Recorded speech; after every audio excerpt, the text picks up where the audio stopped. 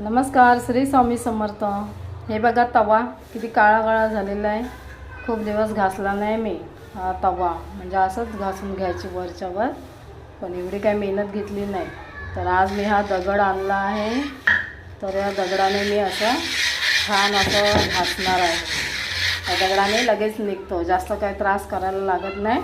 तुम्ही पण असं दगड आणा आणि तुमचा तवा असा झाला असेल तर याच दगडाने घासायचा, बरं का।